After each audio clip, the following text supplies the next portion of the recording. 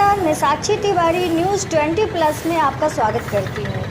तो आइए नज़र डालते हैं आज की कुछ खास खबरों पर।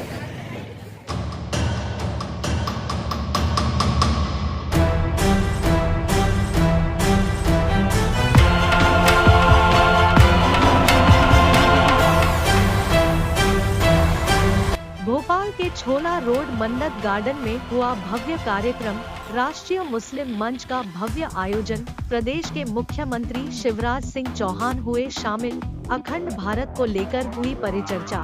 मुख्यमंत्री शिवराज सिंह चौहान और इंद्रेश कुमार ने दिया संबोधन। कार्यक्रम का संचालन तौफीक भाई के द्वारा किया गया। राजधानी भोपाल से फराज खान की रिपोर्ट। इसलिए मजहबों में झगड़ा नहीं, दंगा नहीं, मजहबों में प्यार है। हिंदुस्तान तकसीम नहीं होना चाहिए, हिंदुस्तान जोड़ना चाहिए। हम अगर यूरोपियन यूनियन हो सकती है तो भारतीय यूनियन क्यों नहीं हो सकती? देश रहेंगे, संविधान रहेंगे, पर दंगा नहीं होगा, जंग नहीं होगी, घुसपैठ नहीं होगी, करप्शन नहीं होगी, शस्त्रों का व्यापार नहीं होगा, अफीम का व्यापार नहीं होगा। सब प्रॉस्पर कंट्री के रूप में जिएंगे, नेशन विल लीड। भारत ऐसा देश है जो आज दुनिया को जंग मुक्त करने के लिए लगा है, तो हमारे पड़ोसी क्यों नहीं जंग मुक्त बने? और इसलिए हम भारत थे, हम भारत हैं और हम भारत बने रहे। सारे जहां से अच्छा हिंदुस्तान हमारा था, है और बना रहे। अभी तक दुनिया में नारा नहीं बना है, सारे जहां से अच्छा अमेरिका हमारा, रूस हमारा, चीन हमारा, इंग्लैंड हमारा, अरब हमारा, तुर्किस्तान हमारा।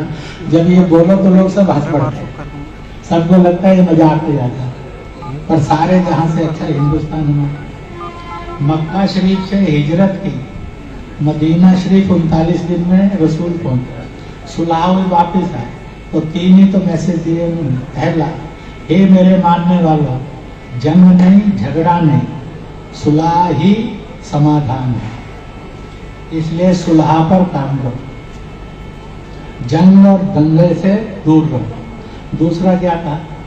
दूसरा उन्होंने कहा, जब मैं पूरब में हिंद रूपी सरजमी को देखता हूँ तो मुझे सुकून की ठंडी हवाएं आती हैं, यानी I got every solution for every problem from the सरजमी ऑफ हिंद।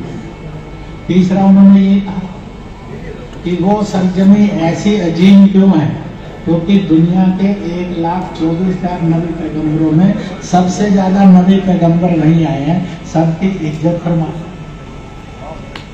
तो हमें रसूल के कदमों पर चलने वाला मुसलमान बनना चाहिए और हिंदुस्तानी तहजीब वाला हिंदुस्तानी बनना चाहिए। इसलिए हम एक अच्छे और सच्चे हिंदुस्तानी हैं, मीन्स ठीक मुसलमान हैं और ठीक भारतीय हैं, ठीक इंसान। और इस प्रकार का एक मूवमेंट देश में चला है और इस मूवमेंट का एक छोटा सा परिचय मैंने मुस्लिम राष्ट्रीय मंच का भी दिया, इसका भी दिया। दोस्तों, ये मूवमेंट चल पड़ी है, चले, और इसलिए मैंने आपको आखिर में मैं भाई साहब के आने के बाद बोलना चाहता था। मुझे घड़ी में और पीछे से संकेत मिला 2-4 मिनट और बोल लीजिए, आ रहे हैं। खाली छोड़ोगे तो जरा अफरा तफरी कर लेंगे, तो मैंने एक्सटेंशन किया भाषण का, वो रिपीट कर देते। मैंने कहा था आप सबको, आपको बहुत बहकाया और भड़काया जाता है, वो जो भी होता है आप जानते हैं। परंतु अगर लगता है कि आरएसएस, बीजेपी, विश्व हिंदू संघ परिवार को गालियां देने से आपको रोजगार मिलता हो, छत मिलती हो, नौकरी मिलती हो, एडमिशन मिलता हो, कुछ भी ऐसा बेनिफिट मिलता है, आप हमें 4 नहीं 400 गालियां दे दीजिए। आपने कहा कुछ नहीं मिलता, आज तक तो मिला नहीं, तो फिर ये गलत शैतान का धंधा क्यों करते? फिर आप कभी भी फैसला ले लेते हो कि हमने बीजेपी की ऐसी तैसी करने के लिए वोट डाला, तो बीजेपी बेचारा किसी को देना भी चाहे तो नहीं देती है, क्योंकि दूसरा होगा तो जमानत को बचा लोगे, इसके बाद जमानत जब्त करा दो। फिर भी ये आप कोई ना देकर टिकट, तो भी एक दो को मंत्री बनाकर आपके हकों के लिए काम करने के लिए जाके दे देते, 4 आयोग भी भर देते। तो इस रिवाज को नहीं बदलोगे तो आपकी किस्मत कोई बदलने वाला। अब हिंदुस्तान में किसी की भी नफरतों से, किसी के भी जाति और मजहबवाद पे भड़काने से हिंदुस्तान की राजनीति अब बदलने वाली नहीं है। हिंदुस्तान की राजनीति जो प्यार करेंगे उनको साथ लेकर चलेगी, जो अक्खड़ बनकर चलेंगे हमने उनका कुछ नहीं करना, जनता ही उनको इधर उधर कर देगी। इसलिए अपने बनकर चलो, ईमान से अपने बनकर चलो, खरीद फरोख्त के हिसाब से मत बनकर। दोस्ती और प्यार क्या मिलेगा इसके आधार पर नहीं होती है, शुद्ध मन से होती है। और इसलिए एक भारतीय मन, हिंदुस्तानी मन बने और हम एक एकजुट होंगे। नहीं तो क्या होता है, कई पार्टियों के जलसे जुलूस निकलते हैं, कई मजहबों के जलसे जुलूस निकलते हैं। क्या हिंदुस्तान में उन्होंने पाकिस्तान जिंदाबाद बोलना चाहिए?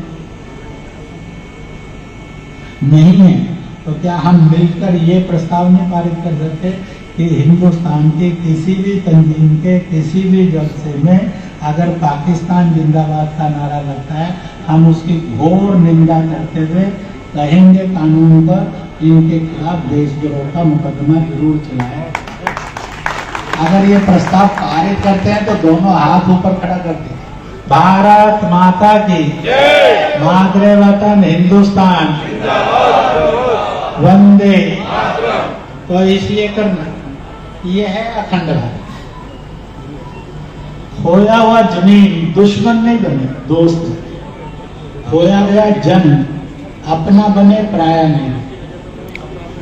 हम अल्पसंख्यक बनकर नहीं किए, हम भारत के मूल नागरिक बनकर किए।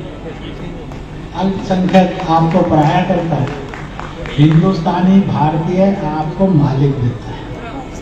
तो मालिक बनकर जियो, पराये बनकर नहीं जियो। यह जीना।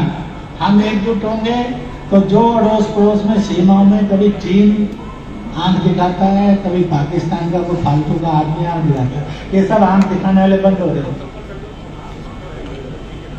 हमारी ये स्ट्रेंथ खोए गए जन और जमीन को हमारा मित्र बना देती है। जो खोई गई जमीन है, मैं तो कहा करता हूँ, बापू अगर अमर मेंशन कर देते तो भारत का विभाजन नहीं किया उन्होंने। बापू अगर नेहरू और जिन्ना की बजाय पटेल को और सुभाष को ऑन कर लेते तो भारत का विभाजन नहीं। अब हो गया। कल ये जमीन दुश्मनों की भी जमीन नहीं बने, ये दोस्तों की जमीन हो। क्या हम ये नहीं चाहेंगे? इसमें कोई बुराई है? किसी पर कब्जा है क्या? नहीं है। हम चाहेंगे कि जो कभी हमारे थे, जो 47 में भारतीय कहलाते थे और फिर बाद में पाकिस्तानी कहलाए, जो पाकिस्तानी कहलाते थे बाद में बांग्लादेशी कहलाए, क्यों नहीं ये फिर से हिंदुस्तानी कहलाने लगे? हम हिंदुस्तानियों के एक आधा छोटा मोटा मुल्क और मान लेंगे। आज मॉरिशस बन गया हिंदुस्तानियों का, भारतीयों का और बना। परंतु एक वायदा तो करेंगे ना, किसी मजहब का दायरा नहीं टूटेगा, गाय नहीं कटेगा, बहू बेटी की इज्जत नहीं टूटेगी, धर्म बदला नहीं जाएगा, सब धर्मों का सम्मान वाला हिंदुस्तान क्यों नहीं बनेगा? क्या लुच्चे लफंगे मेरी जात मजहब के हो गए? हम क्या ऐसे और शैतानों का, मर्डरर्स का, हथियारों के ही समर्थक बनकर जिएंगे इस हिंदुस्तान में? इसका अर्थ है महान भारत, श्रेष्ठ भारत, अखंड भारत। इसका अर्थ है शक्तिशाली भारत, आत्मनिर्भर भारत। तो हम ऐसा भारत बनाएंगे और सजाएंगे। इन्हीं शब्दों के साथ मैंने कुछ बातें आपके सामने कही हैं और इस विश्वास के साथ आओ एक नए हिंदुस्तान का आगाज आज के यशस्वी प्रधानमंत्री के नेतृत्व में, संघ के जयघोष में, भारतीयता के, हिंदुस्तानियत के आलोक में हो गया है। हम इसको बुलंद करेंगे और जो भी भारत की विकास यात्रा होगी, जो भी भारत के महान बनने की यात्रा होगी, हम मोहम्मदीन सलामदीन इस हिंदुस्तानी का भी उसमें योगदान पक्का होगा। हमसे हम बिहार फेंक दिए जाएं या हम बाहरी हो जाएं, ऐसा नहीं होने देंगे। इस विश्वास के साथ जय हिंद, जय भारत। बहुत बहुत धन्यवाद।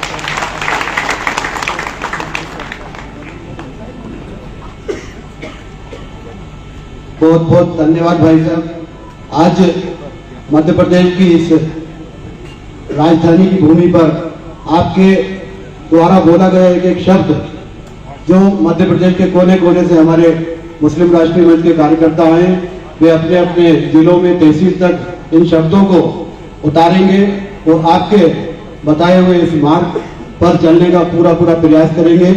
इसी आशा और विश्वास के साथ मैं अब मध्य प्रदेश के यशस्वी और हम सबके लाडले, हम सबके चहेते आदरणीय भाई साहब से निवेदन करूंगा। मैं सभी लोग आपको 2-2:30 बजे से यहाँ पर एकत्रित हैं, वो आपको सुनना चाहते हैं। आदरणीय भाई साहब जोरदार तालियों से, जब तक भाई साहब नहीं आए लोग जोरदार तालियों से स्वागत करें। भारत माता की, जिनको हम बहुत ध्यान से सुन रहे थे और जिन्होंने हमें सोचने पर विवश किया है, एक नई दृष्टि, एक नई दिशा, ऐसे परम आदरणीय श्रीमान इंद्रेश जी, राष्ट्रीय मुस्लिम मंच के संयोजक मोहम्मद अफजाल जी, मध्य प्रदेश के संयोजक मोहम्मद फारूक खान जी, मेरे मित्र एसकेमुद्दीन जी, भाई तपन भौमिक जी, तौफीक अहमद जी और यहाँ उपस्थित मेरी बहनों, मेरे भाइयों और भांजे भांजियों,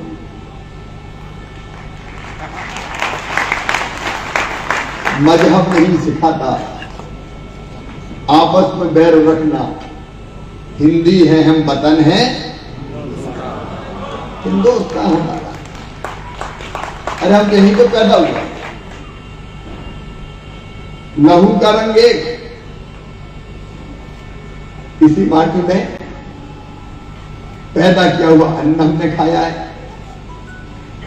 इसमें बहने वाली नदियों का पानी हमने पिया है और उसी का बना हुआ खून हमारी रगों में दौड़ रहा है। कि ये सच्चाई नहीं कि हमारे पुरखे एक हैं, हम बाहर से नहीं आए, आक्रमण करने वाले बाहर से आए थे, जैसा इंद्रेश जी बता रहे,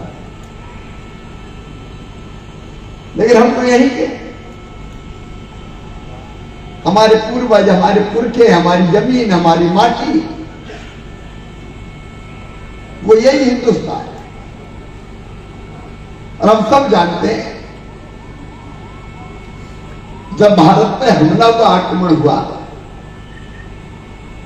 तो सिंधु नदी के किनारे जो लोग रहते थे, जब बाहर वाले आए तो सा का उच्चारण वो ठीक से नहीं कर पाते, तो सा को उन्हें हा कहा। और सिंधु नदी के किनारे जो सभ्यता और संस्कृति विकसित हुई, धीरे धीरे उसी का नाम हिंद और हिंदू हो गया। और देखिए,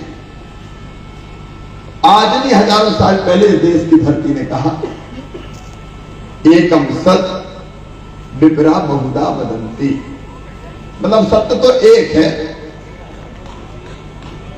लेकिन विद्वान लोग उसको अलग अलग तरीकों से कहते हैं। स्वामी विवेकानंद जी ने शिकागो की धर्म सभा में कहा था, जैसे अलग अलग जगह से बहती हुई नदियां अंततः समुद्र में मिल जाती है, वैसे उपासना पद्धति कोई हो, इबादत का तरीका कोई हो, अगर सच्चे मन से की जाए तो उसी परमेश्वर परमात्मा तक उसी तक जाती है। अब इसका मतभेद कहां है भाई? भारत ने हमारे देश से कभी विवश नहीं किया, कि इसी रास्ते चलो। ठीक है, हमारा इबादत का तरीका अलग है, हम इस रास्ते चलेंगे, ठीक है। देखो भारत तो ऐसा देश रहा है कि किसी ने कहा कि भगवान साकार है तो उनका ठीक है, ऐसे विद्वान हुए जिनका नहीं निराकार है तो उनका तुम भी ठीक हो। इस बात को लेकर कभी झगड़ा नहीं हुआ कि भाई तुम्हें जो रास्ता लग रहा है तुम ठीक हो, लेकिन उससे हम अलग कैसे हो गए? दो रास्ते अलग मानने वाले उनके दिल नफरत से क्यों बने? और इंद्रेश जी भी बता रहे थे अपने देश की, हिंदुस्तान की सीमाएं कहां कहां थी। 1947 के पहले, उसके और पहले भी राज्य अलग अलग होंगे, राजा अलग अलग होंगे, लेकिन सांस्कृतिक रूप से ये देश हमेशा एक था, एक भारत था, एक देश था। अलग अलग राज्य रजवाड़ों में रहते हुए भी हमारी सीमाएं, आपने सही कहा, ईरान, अफगानिस्तान, अब काबुल, कंधार, भारत का इतिहास पढ़ के देख लीजिए, मगध का साम्राज्य वहां तक था। इंडोनेशिया की बात आप कर रहे थे, अंगकोट वार, बाली, सुमात्रा, जावा, वहां तक हमारी संस्कृति फैली हुई थी। कई बार विभाजन हुआ, मतलब राज्य के रूप में देश बटा और फिर कई बार एक हो गया, बटे और फिर एक हो गए। और यह सही बात है कि 1947 में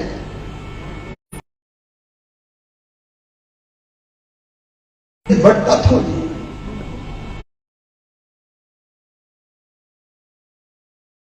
हम एक रहते,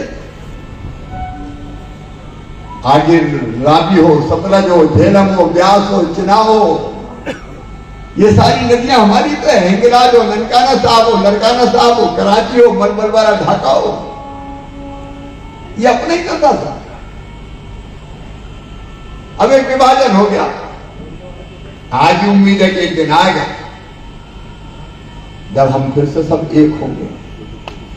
किसी मजहब को मानने का क्यों नफरत की दीवारें, क्यों दंगे, क्यों लड़ाई झगड़े, क्यों खून खराबा, क्यों हिंसा? कई लोगों की तो रोजी रोटी इसी खून खराबे और हिंसा से चलती रहती, भड़काते रहो, चलते रहो। क्या हम आपस में फिर से प्रेम की गंगा नहीं बहा सकते? दिलों में कहीं दरार है तो दरार को बांट नहीं सकते? क्या भाई भाई एक नहीं हो सकता? आखिर हम पीढ़ियों पहले उठा के देख लो, एक ही तो थे। और अखंड भारत की अगर हम बात करते हैं तो जब सीमाएं परिवर्तित होंगी तो होंगी। क्या हो रहा है ना, इमरान खान अपना मार्च निकाल रहे हैं, दूसरी कई तरह की गतिविधियां चल गई। हम तो चाहते शांति, प्रेम, भाईचारा, एकता। और एक बात कहता हूं, मैं कोई राजनीतिक बात करने नहीं आया, एक भी कोई योजना, फिर भी मैं कह रहा हूं, मैं कहने के लिए कह रहा हूं, कहां नफरत, चाहे प्रधानमंत्री नरेंद्र मोदी जी ने बनाई हो या मैंने बनाई हो। अरे सस्ता गेहूं, फ्री में गेहूं देना है तो कभी देखा कि इसमें झपका है कि इसमें झपका है? सबको देना है, जो गरीब देना है इसमें कभी। अगर बेटी की कन्यादान करना है तो निकाह भी करना है, हम धूमधाम से करते हैं, मैं खुद जाता हूं बेटियों की। कहा का भेदभाव भाई? अगर बच्चा गरीब है, पढ़ाई की फीस भरना है तो ये नहीं देखा कि कौन से मजहब को मानता है। अरे हमारी तो बच्चे हैं, क्यों भेद करें? सबको देने की कोशिश की। अगर मकान बन गए प्रधानमंत्री आवास के, तो ये थोड़ी देखा कि नाम क्या है, राम है कि रहीम है। अरे गरीब है तो राम को भी देंगे, रहीम को भी देंगे, उसमें कौन सी बात? अगर आयुष्मान कार्ड बन रहे हैं अभी बीमारों के इलाज के लिए, अगर बीमार हो जाए तो भगवान ना करे, ऊपर वाला ना करे कि कभी ऐसी बीमारी हो, कैंसर, किडनी खराब, हार्ट की बीमारी, उसमें ये देखेंगे कि कौन से आमलाल है कौन सा शमसुद्दीन है। अरे जरूरत पड़ेगी बात है कि हमारी तो है। और आयुष्मान कार्ड में 5 लाख रुपए तक का इलाज फ्री में होगा तो कोई इसमें थोड़ी देगा कि ये मंदिर में जाता है कि मस्जिद में जाता है। कोई भेद नहीं, सबका साथ, सबका विकास और सबका विश्वास, और ये अखंड भारत है। तो ये थी आज की कुछ खास खबरें। तो हमारे साथ बने रहिए और हमारे चैनल को लाइक, सब्सक्राइब और शेयर अवश्य करें। Thanks for watching. धन्यवाद।